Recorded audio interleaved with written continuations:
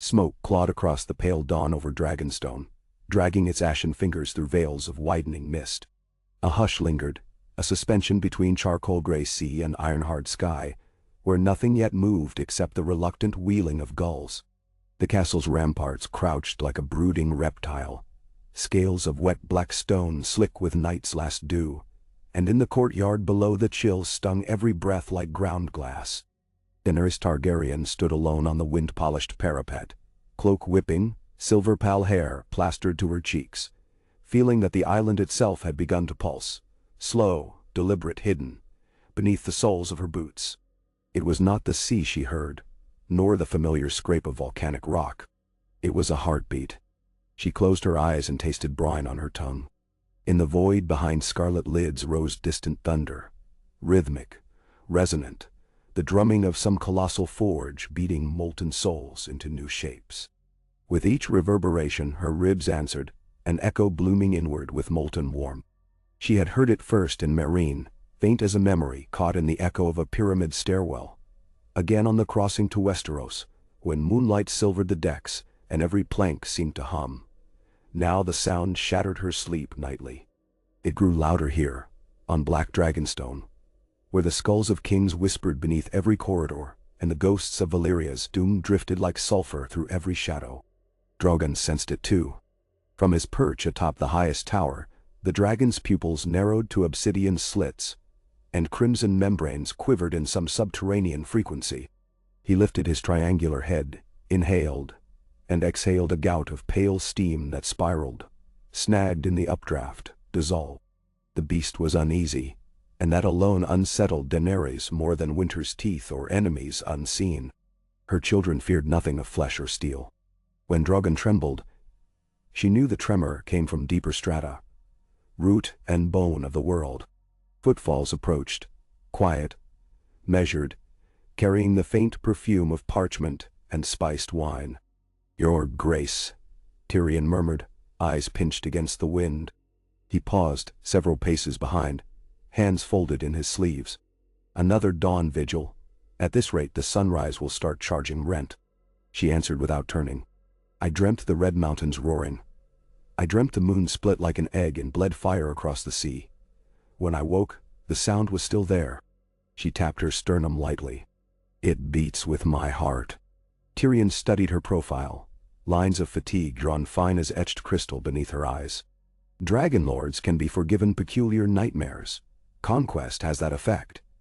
But you look as though you have not truly slept since before the Unsullied raised your banners on the wall of Meereen." "I have not," she conceded. "I shut my eyes and I see a sword. It glows. Alive. I know its name yet cannot speak it." "A flaming sword," Tyrion mused. "A notion dear to believers in prophecy." Azor Ahai returned, Lightbringer reborn in darkness. There are singers enough to fill a library with the verses. Nender. Azor Ahai, she whispered. But each song knots itself around the same sacrifice. The hero plunges his blade into the heart of his beloved to awaken the fire within. He calls her Nissa, Nissa. "Yes," Tyrion said, voice athread. "A lover willing, a death most cruel, a world thereby saved." Prophecy spares no tragedy. Across the battlements, the wind shifted, carrying cold smoke from distant forges, where unsullied armorers hammered breastplates against encroaching winter. Daenerys lowered her gaze to the narrow sea.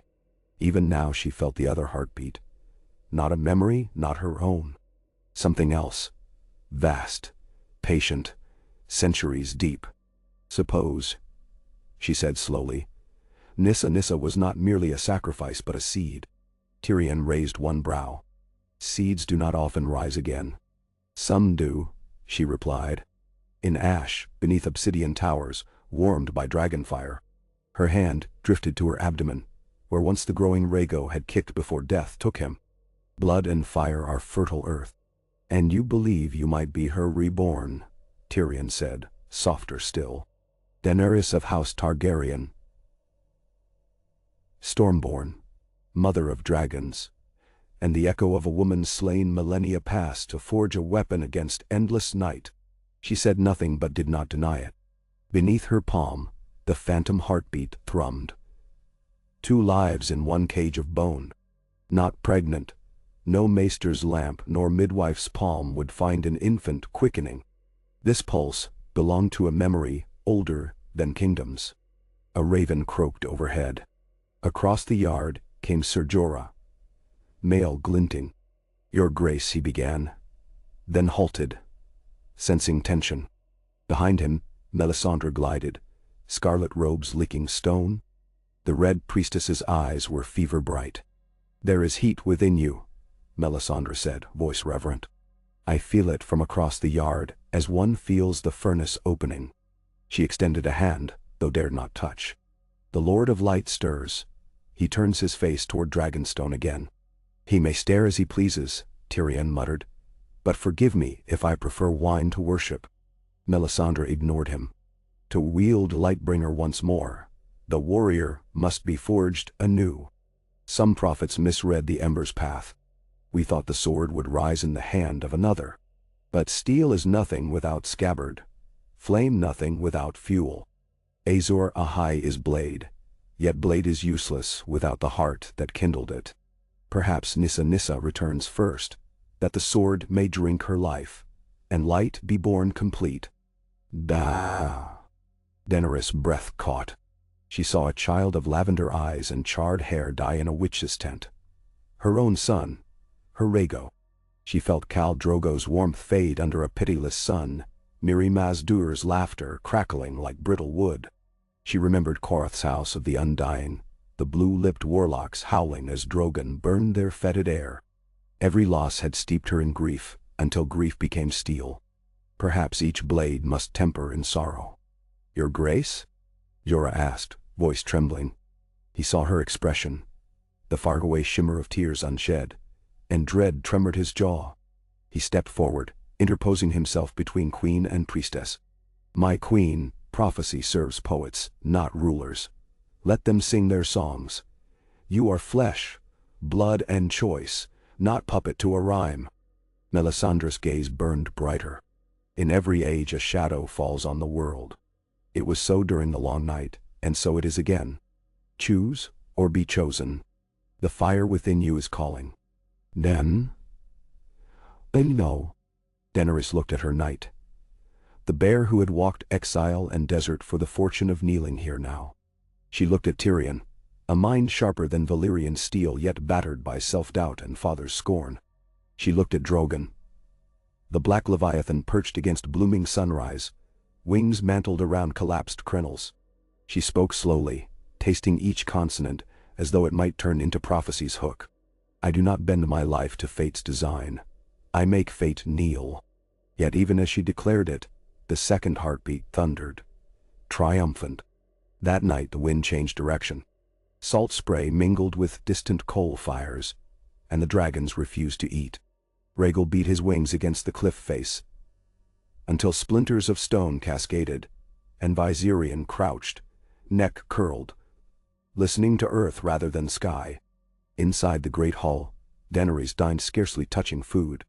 Candles guttered though no breeze threaded between pillars. Each tongue of flame leaned all at once toward her seat. Grey Worm entered with Missandei at his side bearing dispatches. Cersei fortifying King's Landing walls with scorpions. Euron's fleet scouring the Reach for allied grain ships. The North divided since Jon Snow's departure for the capital. The letters might have been written in another tongue. Each phrase echoed through Daenerys' skull, muffled, distant, like words spoken underwater. All that mattered was the internal drum. Louder, faster, inexorable. She rose mid-council. "I must walk the caverns," she said. No one dared protest. Down spiral stairs she descended, torch sputtering, shadows bowing.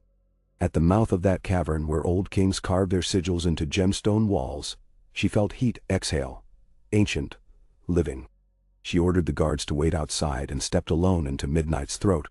The tunnel widened into a cathedral of obsidian ribs. Veins of jade glistened where dragonfire once melted bedrock. Her torch hissed. Then, without warning, flame leapt from pine brand to the very air, kindling nothing, floating before her as azurite blossoms. the darkness filled with silent sparks swirling like stars. She should have felt fear. Instead, wonder threaded through her bones. A fragment of verse surfaced unbidden. In night's black hall, she stands reborn. Heart of flame, breast of thorn. The moon weeps blood to see her rise.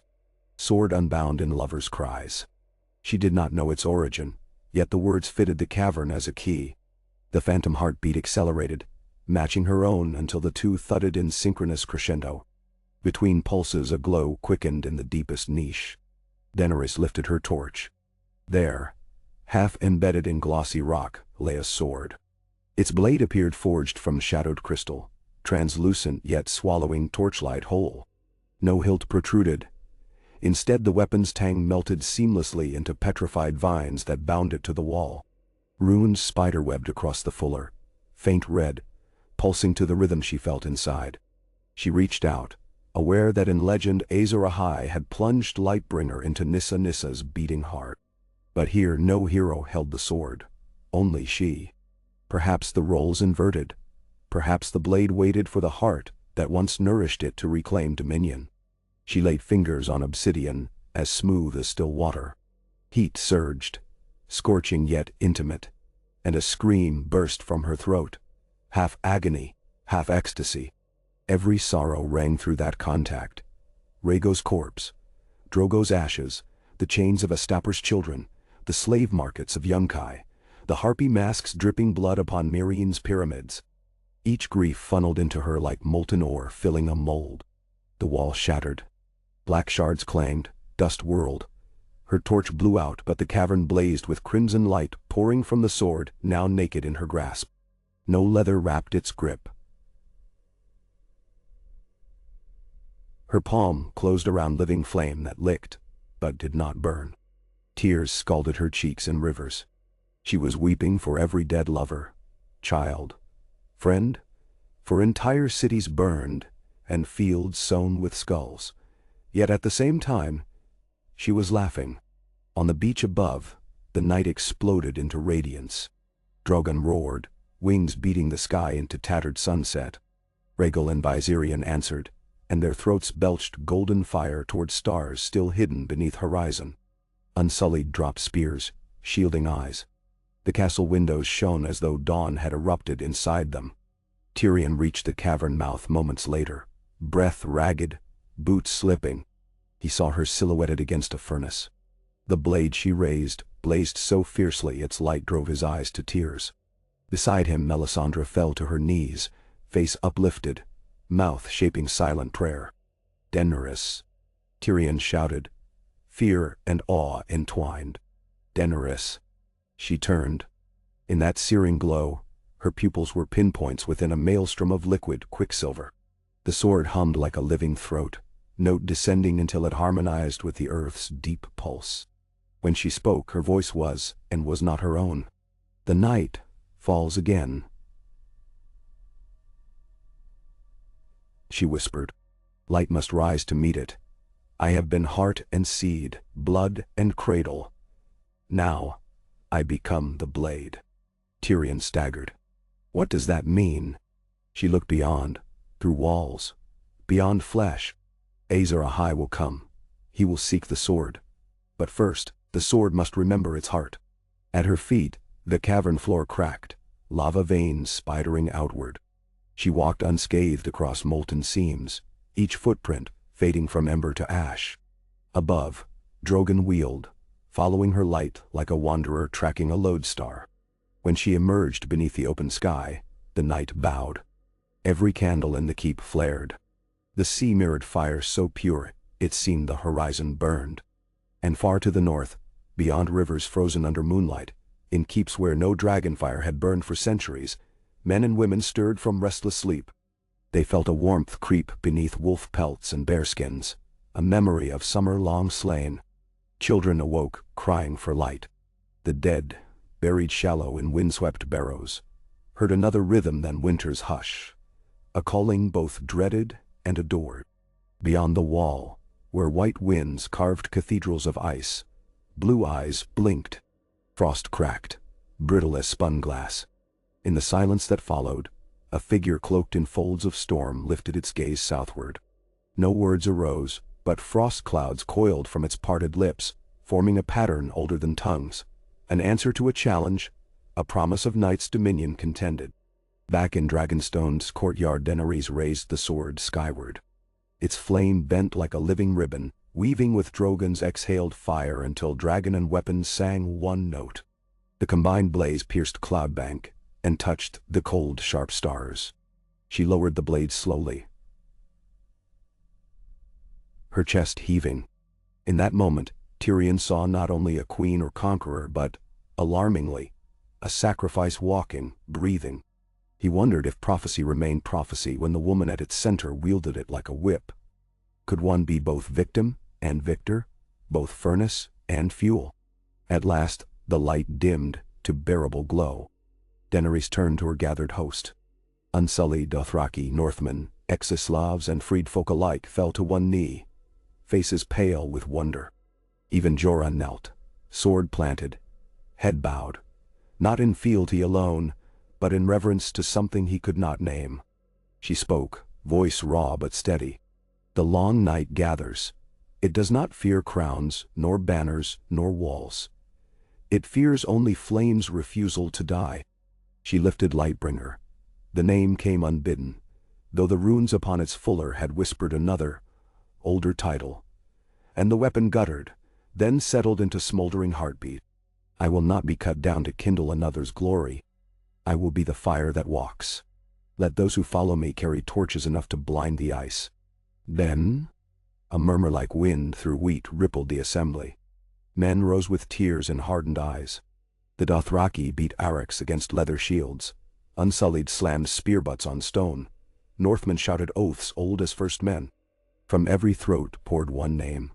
Mother, breaker of chains, Khaleesi, but also, for the first time, something new. NISSA. NISSA. D. The Red Priestess bowed until her brow touched earth. Light's heart beats again, she intoned. Yet Tyrion's mind raced with darker arithmetic. In legend, NISSA deed, that the sword might live. If DAENERYS was indeed that heart reborn, would history demand the same cost? And if so, who would dare lift the blade against her breast? He felt the future, swirling, incandescent, terrible. For now, though, dawn had come too soon, pried open like a wound in the sky. DAENERYS felt the other heartbeats settle within her ribcage, no longer intrusive but coextensive. Hers and not hers. The flames along Lightbringer's edge receded into a dim aura, waiting. From the sea rose the sun, pale gold diffused through mist. Night's rain receded, but not for long. She sheathed the sword in a scabbard fashioned hastily from dragon-scale leather, yet even through hardened plates it radiated warmth. She approached Drogon, stroked his soot-coated muzzle. The world shifts, she murmured. Stay with me. His response rumbled through stone, affectionate and fierce. He bent his massive head, permitting her to press brow to brow. In that contact she felt three heartbeats. Her own, the blade's, and the great furnace within her child. They throbbed in unison, setting a cadence she knew would drive every step henceforward. Behind her, the castle stirred to frantic choreography. Runners darting, horns summoning captains, ravens launching into brightening air. Armies would march. Allegiances would warp and realign beneath the gravity of flame reborn. But DAENERYS stood very still, grounding herself in the slow rhythm. Not yet. A war 5,000 years deferred could bear a moment's pause. In the cryptarth of old Valyria, there is a legend seldom sung because its ending was never written. It spoke of Nyes or Pry, with each tongue naming her differently, who once fell by a lover's hand so a sword might awaken. Yet the tale's final stanza broke away like scored wax, the parchment torn where the ink began to prophesy her return. Scholars puzzled at the missing lines, claiming damp or war had devoured the parchment. But some suspected a deliberate erasure. The fear that if words survived, so too might the woman inside them. On Dragonstone's cliffs, DAENERYS felt the erased stanza carve itself upon her marrow. Every breath etched fire runes along nerves, inscribing the story that had waited half a world's age to be told again. She would not hurry its telling. Sun after sun, moon after moon, the sword's glow would wax and wane as oceans turned and winter crawled south. 5 hours or 5 lifetimes. The story cared little. Only the rhythm mattered.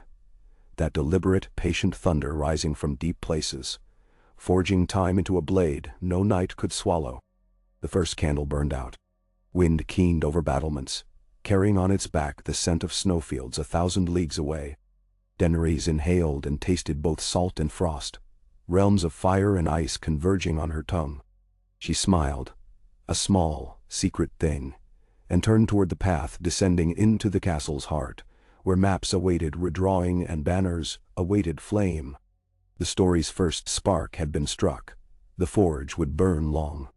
Whether she ended as steel or ash, no minstrel could yet say. But she would write each line in living fire, until night itself begged for dawn. And the heartbeat sounded on. Wow. Ha. PGSQL. Winter pushed its ragged heralds ahead of the true season, ragged skeins of cloud, dagger-thin sleet riding winds that whipped the narrow sea into iron crescents. For 3 days, Dragonstone drank this storm and spat back fire. At night, the fortress looked alive, every vent and arrow slit glowing ember red, as though a colossal forge nested beneath the courtyard. Fishermen steering past the headland crossed themselves and spoke of Beleriagan, the bleeding mountain, the doom come again, while smugglers swore the sky bled dragons' shadows 40 spans wide. No ship dared anchor except those flying the 3-headed dragon. Inside those basalt walls, DAENERYS moved through corridors, lined with clanging resonance. Hammer, anvil, bellows. Sound rolled floor to ceiling where unsullied smiths reforged scorpion-broken spears into dragon glass-tipped pikes. Grey Worm set the cadence. Every 10th strike he paused to douse the glowing point in salt brine hauled from the sea. The hiss filled alcoves like a sibilant chorus. NISSA stood nearby translating battle orders into the tongues of hirelings newly come from Pentos, sworn to her queen by coin and distant rumor of light-born miracles. None needed translation for the blade strung at DAENERYS' hip. Its fire burned through even the thickest scabbard, an eye that never closed. With each hour Lightbringer grew heavier, not in weight, but in presence. Its heat burrowed into marrow, its whisper threaded behind every spoken word. Sometimes, when she touched hilt to adjust its angle, a thrill fluttered in her belly, half dread, half anticipation, as though the sword expected something from her, and would wait only so long. Sleep, already a stranger, turned hostile.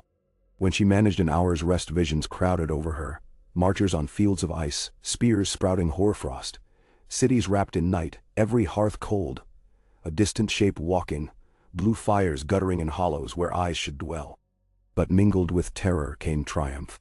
She dreamt of a river of living flame coursing from her ribcage, of shadows fleeing before its torrent. She awoke gasping, yet already reaching for the sword. Hungry for its steady pulse, Tyrion kept counsel long into each night, candles melting into puddled regret along his parchments. Numbers of grain sacks, feet of wall, names of lords still wavering in allegiance. He juggled them all, but too often his gaze drifted toward the door, listening for footsteps that never came. He feared what new decision might stride in unannounced. His queen's will no longer flowed through him as advisor. It leapt beyond reason, guided by that deeper drum. She honored his counsel, yes, but a courtesy, not a need. Prophecies rarely bend to bookkeeping. On the 4th morning a raven arrived from Winterfell, feathers crusted with rime. The message spoke in Sansa's crisp hand. The dead had broken last hearth. The Umbers were gone. The Night King marched southward unchallenged, shadows swarming like a second blizzard across the Queen's Road. Supplies burned, refugees fled. There was no word of Jon Snow. The king in the north had ridden beyond the wall days earlier with a small party to capture proof of undead menace for southern skeptics. None had returned. The council gathered in the map room where slab stone painted with seas and forests glimmered beneath glass candles. DAENERYS read the letter once, then placed it over the carved north. The flame in Lightbringer flickered, as though tasting blood on the parchment. "The threat is no longer distant," she said. Her voice sounded different, clearer, stripped of uncertainty. "We fly north immediately." Varys bowed his bald head. "And King's Landing?" The question hovered delicate as frost. "They provision scorpions in secret still, your grace. Cersei's envoy arrives tomorrow to discuss a truce. Should we not hear their terms?" "There can be no terms with a spider who nurses venom," she answered. "The Iron Throne will remain where it is 1 month more. 3 months more. It matters little if winter devours the continent." She placed a finger on the painted wall. "Here the fate of thrones is decided."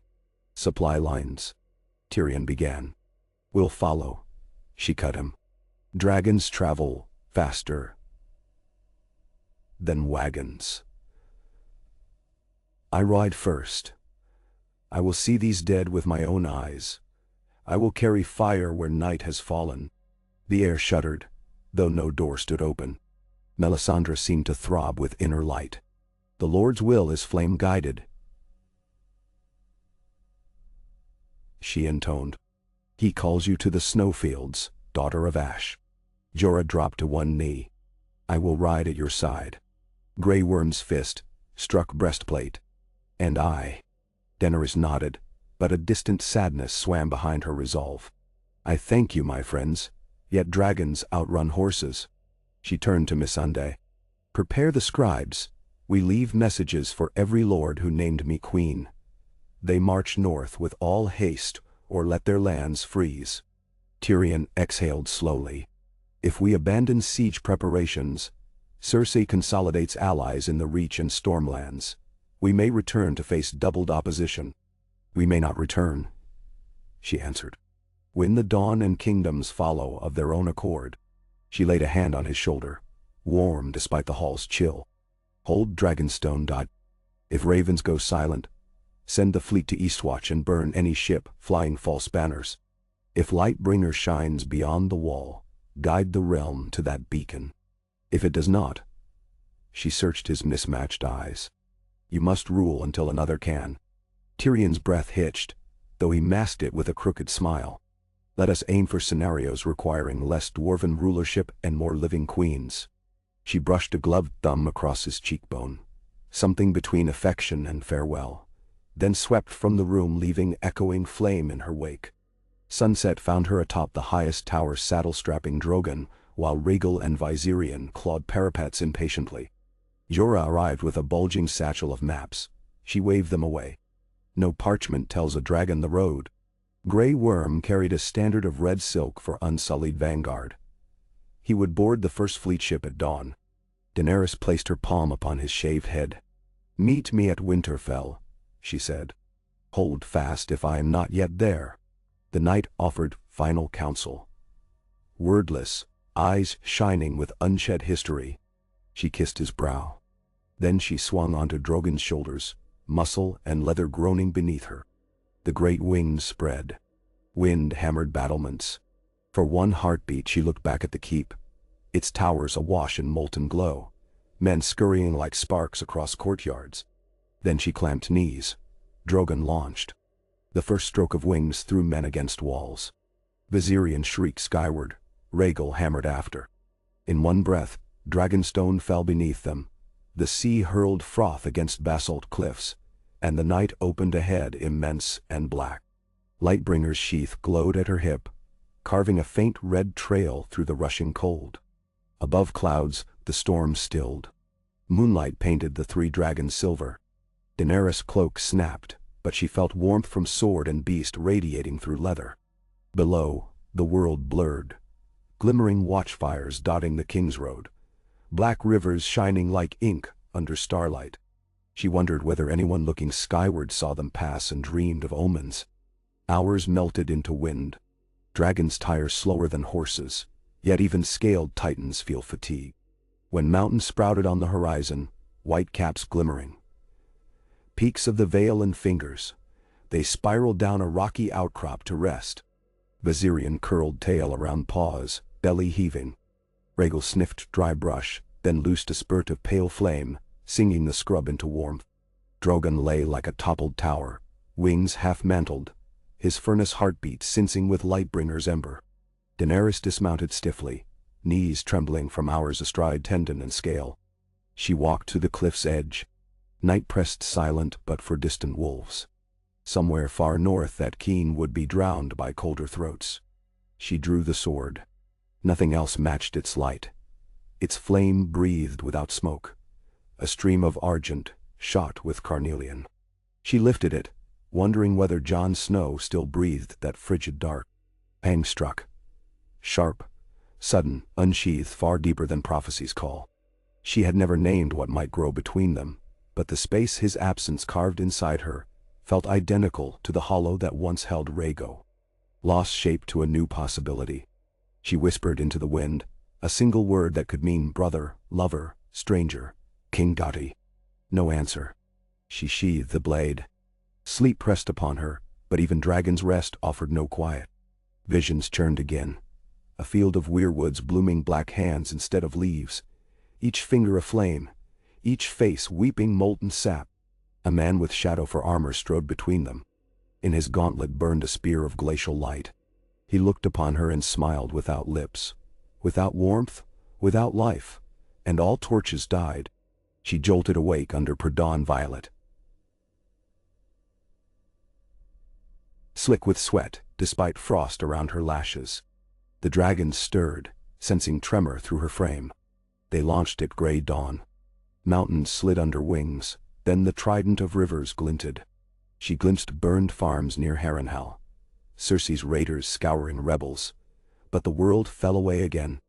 Beyond Moat Cailin winter's jaws closed. Snow swept sideways, clouds swallowed sky and earth alike. The dragons howled into gale, forging a corridor of turbulence. Lightning flickered within the blizzard's bruise, but Lightbringer drank the electric charge, wrapping her in shimmering aura. She leaned forward, hair streaming horizontal, teeth bared to sleep. At dusk, they burst from the storm above Winterfell's towers. The castle lay transfigured, ringed by trenches ablaze with oily fire, ramparts bristling with dragonglass pikes, banners snapping. Within courtyards churned 1,000 terrified yet determined souls. Northmen, wildlings, Vale archers, a ragged cordon of Baratheon men under Gendry's blackened stag sigil. Snow fell thick, diffusing torchlight into a soft hell. Daenerys descended among gasps. Dragons skidded across training yards, claws carving ruts. Men scattered. She dismounted before the great hall where Sansa waited, fox pelt mantle haloed white. The Lady of Winterfell's blue eyes flashed between awe and suspicion, as though she beheld Queen and Calamity in one figure. "It is worse than my letter," Sansa said without greeting. "Last night Tormund's outriders saw half-frozen giants among the whites. Some bore stones of ice instead of clubs. They will reach us in a day." "And Jon?" Daenerys asked. Sansa's reply choked. "No word. He vanished at Eastwatch. We fear the worst." Yet the Stark lifted her chin. "Worry for the living first." Daenerys touched her arm, a gesture both comfort and command. "Where can a dragon rest sheltered?" "The God's Wood Pond is frozen thick," Sansa said. "Your children may drink there. Our blacksmiths prepared harness repair near the stables. They have fires large enough. I will meet your captains at once." Daenerys pivoted, and saw a grim giant of a man stride from the archway, fur cloak weighting shoulders broad as battering rams. Sandor Clegane bowed an inch. "Winter fell," he muttered, irony half dead in frost. "Now comes its bloody avalanche." Brienne followed, helm under arm. "The men are uneasy," she admitted. "Rumors of white shadows kill courage faster than arrows. But they will stand if they see fire on our side." "They will," Daenerys promised. Inside the hall, chaos reigned. Barrels repurposed as dragonglass caches, archers fletching shafts with raven-black feathers, maesters crushing obsidian shards into powder for wildfire glue experiments. Sir Davos Seaworth limped forward. "Gods be good. I hoped rumors lied. But if you've come with dragons, milady, we've a sliver of dawn yet." "Mena 90. Sliver becomes sunrise if fed enough flame," she answered. though privately the vision of weirwoods in fireless darkness haunted her retort. Davos guided her to a trembling candlelit map. Colored stones marked defensive lines. A larger black stone perched alone beyond the wall's remnants. "That," he said, "is your king. We placed it where the scouts lost him. Eastwatch's ruins lie here." He tapped a ring where ice replaced sea. Her chest tightened. Could he yet breathe? "If any man could, it'd be Jon Snow," Davos said, though his voice held scant conviction. "Still, if the Night King's army marches, we have hours to choose. Field battle under open sky, or defend these walls until they freeze around us." She closed eyes a beat. In the dark she felt Lightbringer hum. Each vibration birthed a picture. Open moorland where dragons strafed ranks of wights like scythe, melting their necromancy before it touched stone. Then a vision of dragons grounded, swarmed by dead who clung like barnacles, until flames snuffed. She inhaled. Field battle risks loss of flight advantage only if the Night King wields Spear of Ice, like legend from beyond the wall. "Do we know if he rides undead dragon?" Gendry answered, voice taut from nights at the forge. Eastwatch survivors swear they heard another roar. Cold, alien. Saw blue flame in clouds. Hard to trust eyes mid-panic. She imagined Viserion pierced, falling, rising again under corpse's will. A shudder rippled. If she faced her own child-turned monster, blade alone might not suffice. The council weighed, argued, cursed. As they spoke, torches guttered. Wind slithered beneath doors. Outside, wolves howled closer. At last, Daenerys lifted hand. "We ride at dawn, dragons and cavalry both. We choose ground wide enough for wings, yet near enough to fall back lines. I lead aerial assault, we aim for the Night King. Cut off the head and shadows crumble." "What of the sword?" asked Melisandre, who had glided inside unseen. "Lightbringer thirsts for its destined drink. Only the union of blade and blood can finish night." Silence rippled outward.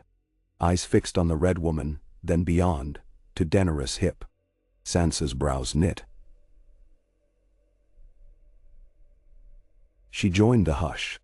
Daenerys slid hand along hilt. "I will not be another offering," she said quietly. "I carry the heart forged long ago. It beats within me, not against me. The sword drinks my fire each breath." She half drew the blade. Hungry crimson lit stone arches. "If blood be owed, let it drink from the enemy."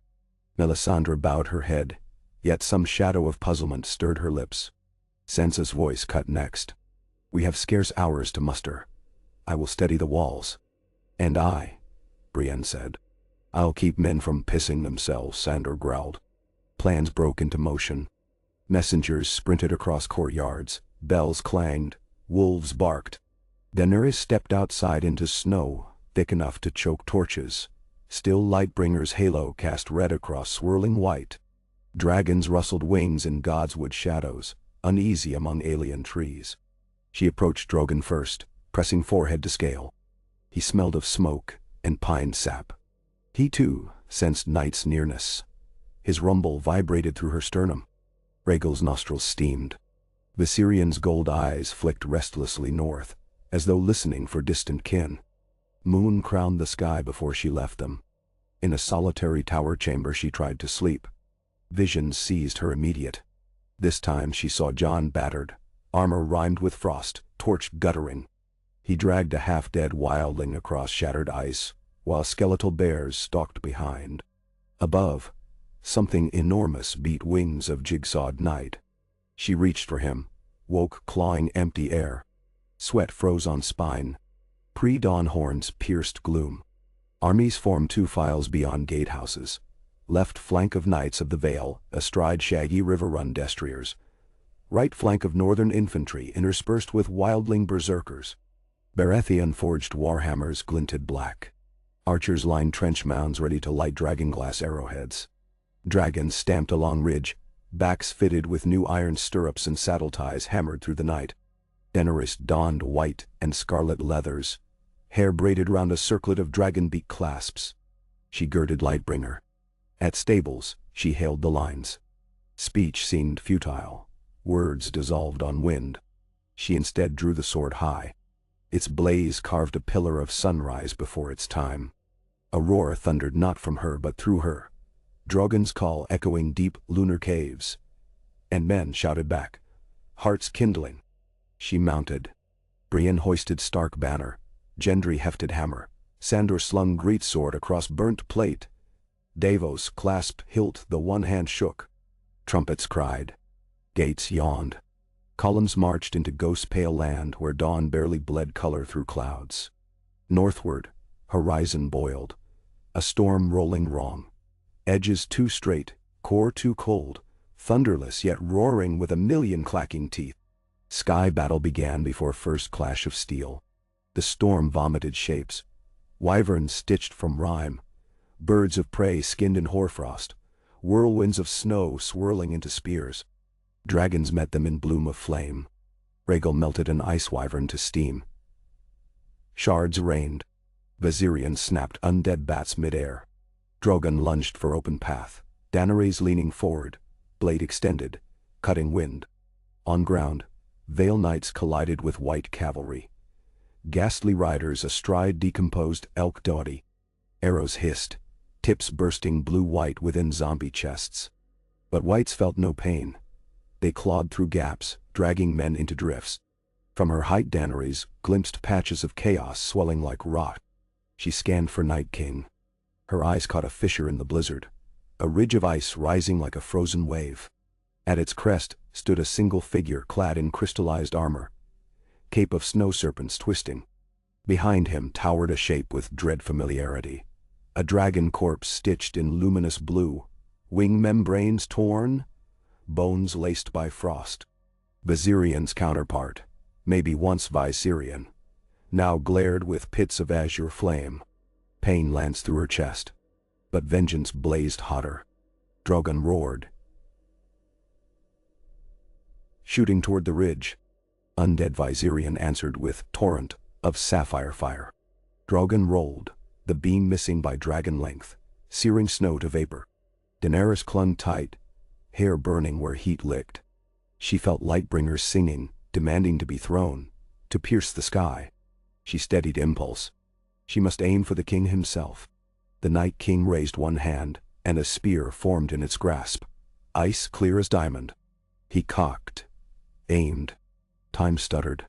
Daenerys remembered tales of dragons slain above Blackwater by a single bolt. She shouted wordless fury. Viserion dove again, jaws dripping azure. But a blur streaked across the ridge. Another figure swung torch aflame with wildfire green. Jon Snow, alive, bleeding but alive, slammed the torch against the Night King's arm. Flame and frost hissed. The ice spear faltered, sliding to ground. Jon whirled, driving dragonglass dagger at the king's back. The blade shattered like sugar. The Night King pivoted, grasped Jon's throat. Snow struggled, life flashing across irises. Loss, duty, hope. Daenerys' scream ripped clouds. Drogon stooped in killing plunge. Jon kicked free at last moment, rolling down slope. Ice Dragon flogged wings to intercept Drogon, but Rhaegal blindsided undead sibling, talons gouging blue bone. They grappled, trailing spirals of broken frost and ember. Daenerys urged Drogon above the melee. She felt Lightbringer's heat surge wild and eager, thrumming through arm to shoulder. She saw the Night King raise new spear conjured from storm. Snow scrambled, wounded. Heart and sword fused. She drew. Sighted. A memory surfaced. Prince of legend forging blade with beloved's heart. But hearts beat also for those we vow to protect. She whispered one name, poured love, grief, wrath down steel. She hurled Lightbringer. It flew like dawn itself. Streak of molten ruby tearing slate sky. The Night King wheeled spear to deflect, but steel forged in two lives met ice born of death. Blade pierced center breastplate, erupted through back, drinking blue flame as tinder. For a breath nothing moved. Then Lightbringer detonated light, white hotter than Smith's core, red deeper than dragon blood. Shockwave rolled across battlefield, shoving whites flat, snuffing blizzard, igniting snow into glass. The Night King's arms flared into cracks of sapphire spiderweb. Fissures raced across flesh of ice. In his chest the sword pulsed, each beat louder. He looked down, almost curious. Then he shattered, first chest, then limbs, then helm, into a billion glittering motes caught in updraft, swirling like dust in beam of rising sun. The spear he'd readied evaporated. Undead Viserion shrieked as cracks traced skull. Blue fire coughed into futility. Wings burst crystalline shards. The corpse dragon collapsed mid-air, scattering bones. Rhaegal, released, spiraled away trailing slivers of ice. Across the field every wight halted as though string cut. Eyes dimmed, bodies crumbled, some to snow, others to inert rot. Giants toppled, mammoth carcasses lay still. Silence spilled so suddenly ears rang with void. Daenerys hovered above carnage, heart-hammering emptiness where blade had been. She felt as though ripped open from breast to belly, yet not dying. Light still burned inside her, missing its form but not its fire. She guided Drogon to ridge, dismounted sliding on knees beside Jon. He lay panting, skin raw with frostbite. Blood from temple clotted black. Yet his eyes found hers, full of incredulity and unspoken thanks. She embraced him. Heat radiated from her chest, melting ice in his beard. They knelt amid shards of the fallen king. Snow steam wreathed. Around them, armies stared. Northmen blinking at clean sky, wildlings laughing ragged relief, knights raising visors to sunlight. Some cheered, others wept. The Red Woman stood alone, cloak whipping, eyes upon Daenerys with solemn awe. Blood and flame.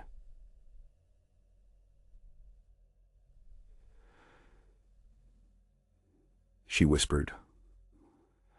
One heart, one blade. Then she smiled faintly, the first and last smile many would see, turned away toward dawn, and walked onto field.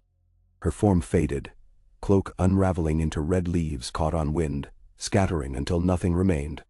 The dragons circled above, roaring victory. Daenerys held Jon's face between scorched gloves. She felt the old heartbeat echo inside, steady but spentless. Lightbringer was gone, yet its fire remained pooled in her veins. Perhaps it would find new shape when needed. Prophecy fulfilled seldom ended story. It rewrote its terms. Jon struggled to his feet. Whites melted to puddles around his boots. He looked toward the fragments where sword had vanished. Only a dark stain of fused glass remained. Is it over? He rasped. The long night, she answered, voice husky with weariness. Bows today. But dawn must be defended yet. She glanced south, toward thrones and queens sharpening daggers. But first let the living breathe. Cheers rolled like surf. Unsullied advanced, rounding survivors, offering water, salving wounds. Wolves trotted bewildered among heaps of dead, turning to harmless ash. Sky shattered clouds, revealing sphere of sun bleeding gold across snowfields, that glimmered now with glassy crusts, sparkling myriad lights. Shattered Night King refracted into rainbow across white expanse. Sansa rode forth, red fox mantle bright amid pale. She saw her brother alive, her realm unbroken, and tears froze on lashes. She guided horse to Daenerys, dismounted, and bent knee without hesitation. I saw what you did. All the realm will know, she said, rising. Her voice shook, but not from cold. You saved the North. You saved us all. Daenerys clasped her forearm. The North saved itself, by standing when others doubted. She gestured across field. Let ravens carry word. We rebuild walls of life now. Jon watched her. This woman wreathed in smoke and risen snow, light kindling under skin. Something ancient moved behind his eyes. Recognition older than tribes. Oath between fire and ice. He knelt, pressed gloved hand to fused ground. The glass was still warm. He scooped a shard, palm closing around its heat. What remains of the blade? She asked softly. Enough, he said, eyes on hers. Enough to remember what we nearly lost. The shard glowed faint red against blood-smeared gauntlet. Trumpets sounded. The living gathered. They spoke of count. Dead. Saved. Wounded. They spoke of snow that now began to thaw under morning's impossible warmth. But DAENERYS felt exhaustion crack marrow. Vision swam. She swayed. Jon steadied her. You gave too much. I gave what was mine, she murmured. But I am not empty. She placed his shard against her chest. It pulsed, answering her heartbeat. On ridge crest the dragons landed, wings furled. Drogon bent head to her, rumble low. She touched snout. Rhaegal settled nearby, injured, but alive. She felt relief flood. We must burn the remnants, Davos advised, pointing to carcasses of white bears. Make sure no dark magic lingers. Do it, Jon ordered. His voice held command, seasoned now by frost and flame. DAENERYS watched columns form funeral pyres. Smoke rose clean. Snow hissed beneath embers, releasing petrichor like first rain upon desert. The realm exhaled. Yet far away a different smoke surely drifted. Cersei's hearths, Euron's ships, Qyburn's laboratories of vile contrivance. War for dawn yielded war for day. But dawn had favored fire born of heart, not blade. She walked beside Jon across churned field, littered with thawing rose pinks and char. Men saluted. Women wept. Even wildlings bowed heads. She felt weightless, as though new spring buoyed her steps. Lightbringer absent, yet she glimpsed flicker at edge of sight each time she blinked. Never outside, but within. Perhaps a queen might carry her blade in soul now, unsheathed only by deed, not steel. Jon halted where trenches smoldered. He turned her to face watchers. In his cracked voice he spoke. This woman is Daenerys Stormborn of House Targaryen, Queen of the Andals and the Rhoynar and the First Men. Today, she was also our shield against the night. Remember what she has done. He knelt, king before queen, brother before sister realms. The North knelt with him, a wave of bending backs. She reached down, lifted him. No more kneeling between us, she said, a tremor of laughter limning syllables. We stand equal, to guard dawn we won. She saw his eyes shine. She saw reflection of her own flame there, small but fierce. She knew the world might fear such twin blaze, but fear no longer cowed her. Above them the sun climbed, scattering snowlight into cascading prisms. On that day, ballads later claimed, spring took its first breath of a new age, carried on smoke of a shattered king and heartbeat of a sword, no longer forged in steel, but in living flesh. And as the living settled wounded, as ravens winged across thawing skies, as first petals of ice flowers curled to water, Daenerys Targaryen felt deep within her chest, two heartbeats meld back to one, hers alone now, yet echoing an ancient mercy. She closed eyes and finally, for a fleeting moment, slept standing in the sun, trusting the light to keep. K. PGSQL. Smoke still drifted in languid ribbons above the blackened snowfields north of Winterfell, when the bodies were burned, and the pits filled in with fresh-turned earth. Long after the last ember died, gray ash rode the breeze like ghostly seeds, spiraling over the castle's granite battlements to settle in silent dunes against the inner walls. By dawn, a faint layer coated every sill and shingle, soft as newborn dust, witness to a night the singers would yet struggle to measure.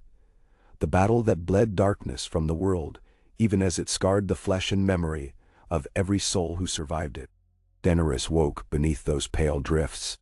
She had fallen asleep still in her leathers while standing by Drogon's flank, and when her eyes opened, she found a tranquil hush spread across the courtyard. No clash of steel, no frantic horns, only muffled footfalls, and the low, contented snort of dragons at rest. Rhaegal dozed near the Godswood pond, half-healed wing tucked like a banner at ease, while Viserion's empty harness lay folded beside barrels of hammers and shattered shields. A relic now, a remembrance that even miracles pay their due in grief. She stretched slowly. Muscles whined. Every tendon felt half frozen, half melted, forged anew in yesterday's furnace. She ran fingertips along her sternum, expecting to find the outline of Lightbringer, or the wound it might have left. Yet nothing marked her save the lingering warmth within. When she closed her eyes, she could still sense the sword flame, coiled inside ribs like a sleeping dragon. It stirred at her thought and then subsided again, quiescent, awaiting some future call. Voices drifted from the outer bailey. Joan's low burr, reassuring. Sansa's clipped poise. Davos, pragmatic as sunrise. The sounds wove a faint comfort. She realized, with a gentle shock, that she felt no need to oversee them. They were weaving a tapestry that had learnt its pattern in the night's fire, one she could entrust, at least for a span, to hands other than her own. She exhaled, tasting a calmer dawn than any since her arrival on Westerosi shores. Yet peace, she knew, was only the small breath the world takes between beats. A queen does not rest long. The realm will not allow it. She found Jon just inside the yard where smiths had replaced forge clamor with gentler tasks, bending chain links for stretchers, sharpening kitchen knives, reforging pitchforks into spears for peasants who refused to remain unarmed. He stood at the anvil's shadow, one arm bound in fresh linen, hair still spangled with ash. Sparks danced along the blade he was grinding. A simple northern longsword whose edge, like its bearer, had dulled in the night. Each stroke of the whetstone sang. She watched him from the doorway until he sensed her and looked up. Their eyes met across orange glow and drifting flecks of soot. Neither spoke. The hush between them carried an intimacy louder than words. What they had shared on the ridge belonged to that realm, where prophecy and choice entwine and language folds under the weight. Jon set the sword aside and walked toward her. Snow crushed beneath his boots in gentle creak. They halted an arm's length apart, close enough to trade breath. "How do you feel?" he asked. "Like a bell after the toll." Her smile was small, wry, still ringing, though no one hears. "I hear," he said. "I feel it too. Everything's quieter now, and yet not empty, like the world's holding its breath. Because it is." Her gaze drifted out the gate, toward the southern sky painted faint rose.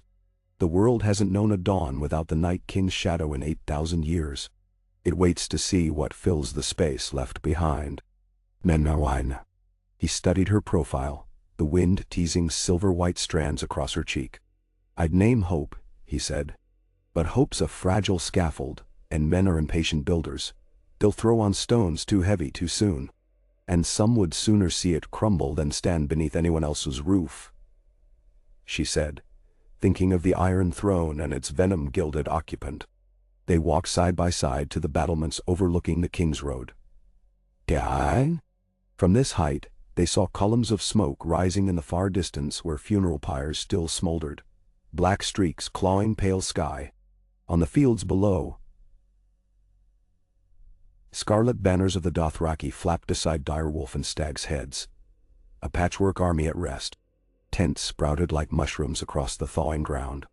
Horses nickered. Smith fires crackled.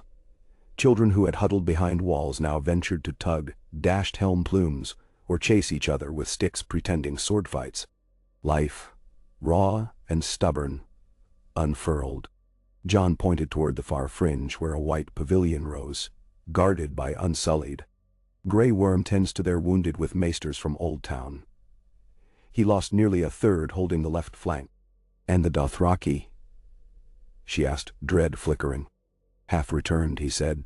"Their khalasars smaller but loud as ever. They rode through whites like fire through straw. Many died with weapons still on flame." Her throat tightened. "They followed me across the world. I will honor them. A pyre worthy of heroes. Already begun." Joan's good hand found her gloved fingers. The touch startled them both, yet neither pulled away. "We'll carve their names into the heart tree if you wish. We carve them into tomorrow," she whispered. Footsteps approached. Sansa and Tyrion with Davos trailing. Snowflakes clung to their cloaks in miniature stars. Sansa inclined her head in greeting but fixed gray eyes on Jon's bandaged arm. "You should rest, brother."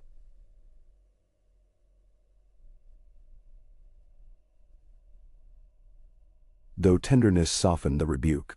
Maester Walken says the gash needs another day to stop weeping. It's near mended, Jon said, and Daenerys glimpsed a flicker of affection pass between siblings. The unsaid gratitude of a woman who had almost lost her last brother. Tyrion cleared his throat. Forgive the intrusion. Important news. Ravens arrived an hour pass from King's Landing, White Harbor, and Deepwood Motte. He produced 3 scrolls, bound in black wax. The Northern Lords proclaim what they witnessed. Ice shattered. Dawn reborn. They now style you Dragonslayer of the Long Night. She flinched at the epithet. Tyrion read the flicker and corrected. Dragon Savior, more rightly, though poetry prefers brevity. Davos harumphed. All well and good, but news from the south is thornier. Cersei's banners gather at Harrenhal. Euron's fleet sails upriver to River Run, blocking all grain out of the riverlands. And gold cloaks raid warehouses in King's Landing to hoard winter stores. She means to starve whatever army rides south. She means to starve whatever army rides south. Sansa folded arms. Let her starve our absence then. The North can hold a year behind its rivers. The realm cannot, Daenerys said. Famine will break small folk before winter's done. They will blame whomever fails to bring grain, not whichever queen hoards it. Cersei counts on their desperation. Tyrion brushed snow from his sleeve. My sister's clever, yes, but she expects half the realm still hungers for Targaryen fire, as they once did Baratheon or Blackfire. Your victory shattered mythic dread, yet the Iron Throne's shadow persists. She will paint you sorceress, blame you for the cold, the drought, the shattering of the wall itself. Let her, Daenerys said. I will show them spring. She lifted free hand, palm up, as flakes dissolved upon skin. Flame ended night. It can unbind winter's chokehold, given time. Davos scratched beard. Time's what southern fields ain't got. Soil froze gray in the riverlands even afore the walkers marched. We need grain ships from Essos. Sansa shook her head. The Lannister treasury's empty. Euron's gold pays sellswards. We have coin from Dragonstone and Tyrosh lendings, but shipping lanes choke on pirates. Even your dragons cannot escort fleets north and south at once. Then? Tyrion unrolled his scrolls across the stone merlon. Ink bled faintly where damp settled. Deepwood Motte pledges 4,000 axemen and cartloads of pine pitch. House Manderley sends ships with salted cod, but the largest gift comes from White Harbor's harbormaster. 15 Myrish caravels hired 3 moons ago, meant to sail to Sunspear for silk. They arrive here in 10 days empty of goods, but ripe for grain. Daenerys studied the lines. Empty holds means speed. We could outrun Euron if we load from Gulltown or even the Fingers. Then Dendor. Tyrion pointed to another mark. Better. We load at Dragonstone. Its fields were barren after Stannis, but grain stores remain hidden in vaults meant to feed lost armies. Your marines found them last month untouched, enough for 30,000 mouths through spring. Jon's brows knitted. That leaves Dragonstone bare. Stone walls feed no one, Tyrion said. And you place me there to govern in your absence. Consider this my first duty, to send hope where it's hungriest. Memshwan. Daenerys caught the dwarf's eye and smiled. Small but proud. Then send ravens to Lord Manderley. Redirect the ships to Dragonstone. We will escort them south ourselves. Davos exhaled white plume. And Cersei? We parade hope under her very spiteful nose, Tyrion replied. She will nix bargains with the Iron Bank once they sense winds shifting. We need hearts before walls. Sansa glanced down at Jon and Daenerys' still linked hands, then at the lingering ash on the ramparts. Her voice softened. You will need a united banner on those ships. One victory may fade to tales. The realm must see the alliance that won it. Jon followed her gaze. His fingers twitched within Daenerys. He breathed once, twice, then turned to face them all. My queen and I stood against night. We now stand for day. Whatever banners you need, fly them. The North is allied. Daenerys felt hearts quicken around her. Tyrion's relief betrayed itself in a short laugh. Sansa allowed the barest curve of a smile, one that did not rob her of caution. Davos merely nodded, as though the sea had spoken a tide he expected. Yet Daenerys sensed the question beneath their calm. Allied by words or by blood? She wondered if Jon's proclamation implied more binding than a clasped hand. She had felt heat surge at his closeness last night. Not the sword's fire, but something softer, human, and terrifying. She freed her fingers gently. "First grain," she said. "Then banners of union, whatever shape they take." Jon accepted the reprieve, though his eyes lingered as if he already saw shapes carved in their shared future. They set tasks. Tyrion drafted letters to Essos bankers granting surety of payments in dragon steel rather than gold. Davos marshaled sailors to repair the battered longships. Sansa oversaw rationing until supplies arrived. The castle spun with new energy. Not frantic now, but purposeful. Hearts rekindled by something rare. True deliverance. Daenerys spent evenings walking the Godswood, where ice still crusted branches, though winter's bite slackened. She spoke with Bran Stark, beneath the weirwood's bleeding canopy. The boy, no, the young man with owl-still eyes, greeted her as though he had stood at her cradle, his knowing smile rippling faint across snow. He told her the tree remembered a night long past when another woman of fire walked through frozen forests. Her footsteps melted paths but froze again behind, as though held in time. He called that woman Nyzo Pry, a name older than tongues of old Valyria. Daenerys' breath caught, and Bran's pale face glimmered with something like compassion. "The wheel turns," he said. "It always turns. Some spokes bear weight, then rise again. You are both spoke and turning." "Then?" She asked him of the flame she carried. He answered with silence first, then a riddle. "A sword that drinks its creator's breath may one day learn to pour it back. It must choose vessels with care." She left the Godswood unsettled, yet strangely comforted, as though the roots themselves had offered benediction. Days slipped by.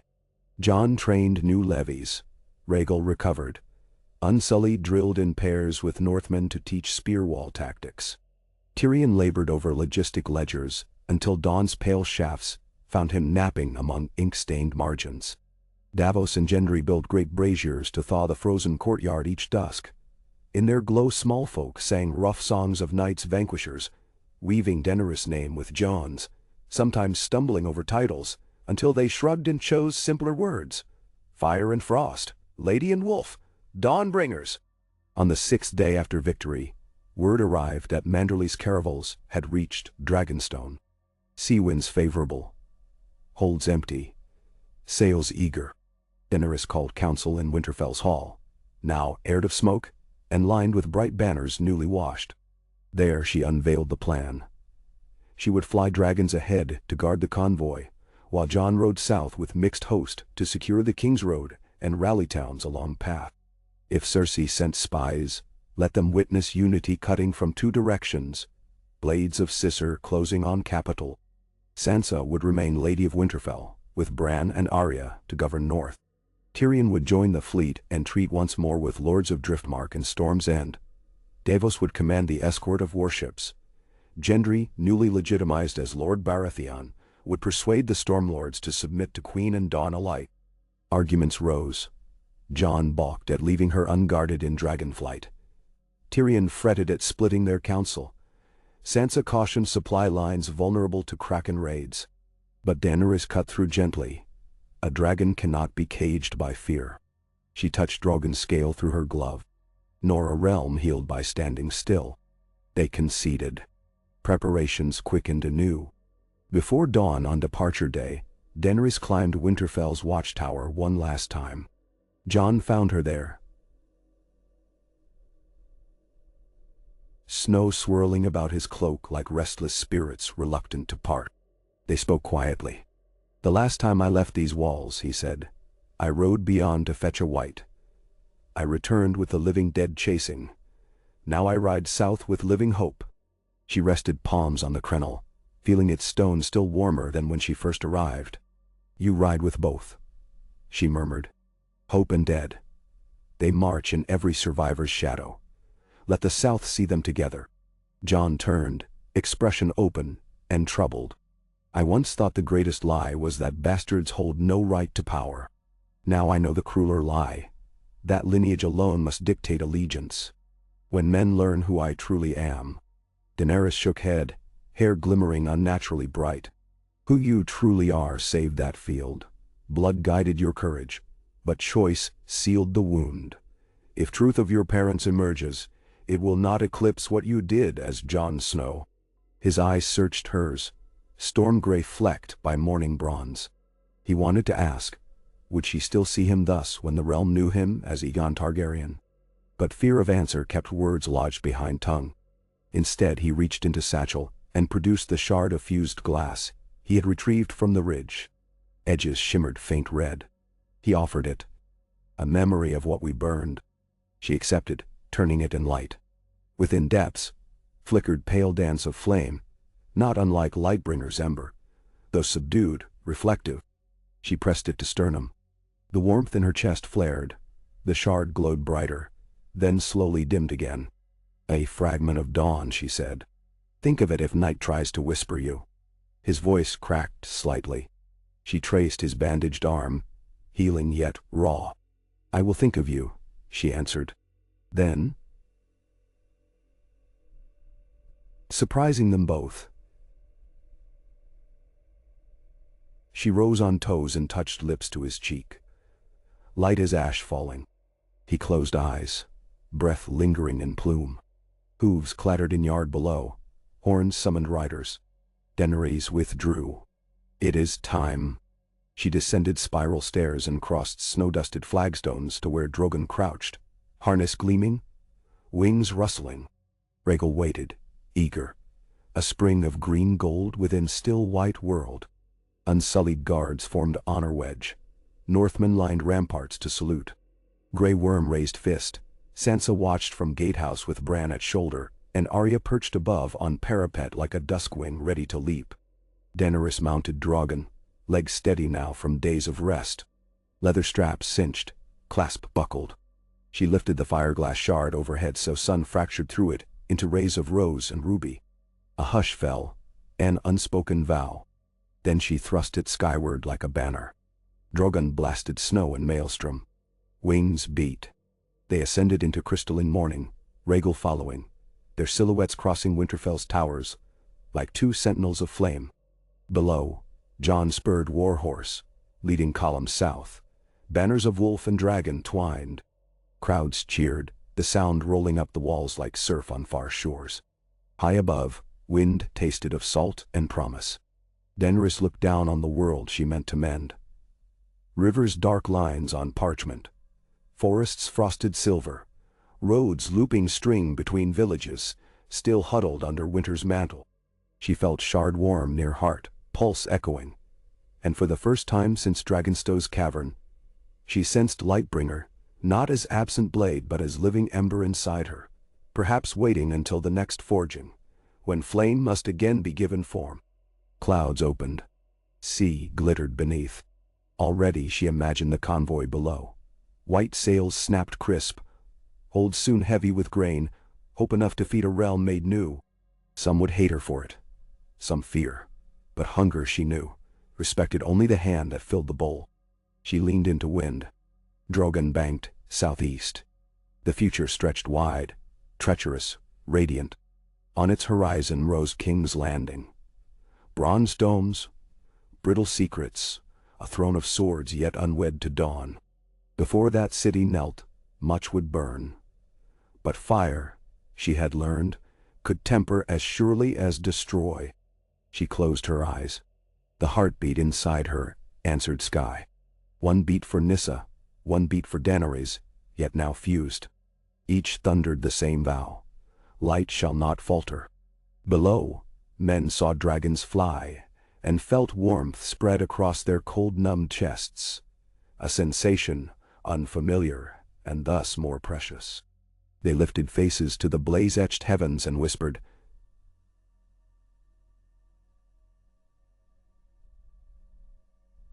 some with joy,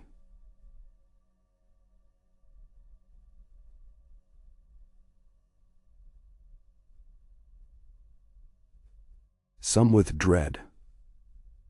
A single word that once meant doom, and now might mean doom. And the wings cut on. 5 hours of flight awaited, 5 hours in which the world below would begin to heal, or begin to fear, depending on who spoke first. Daenerys resolved that when her shadow at last darkened King's Landing's marble squares, it would not be dread that landed beside her, but the promise of bread and sunrise. She would make even ash sprout green if she must. She smiled into wind that flung her hair back like a living stream. "Let the wheel turn," she whispered, "but let it turn toward spring." In answer, Drogon roared, and the world below thrilled to its drum, a herald of fire reforged not to conquer night, but to warm the day that followed.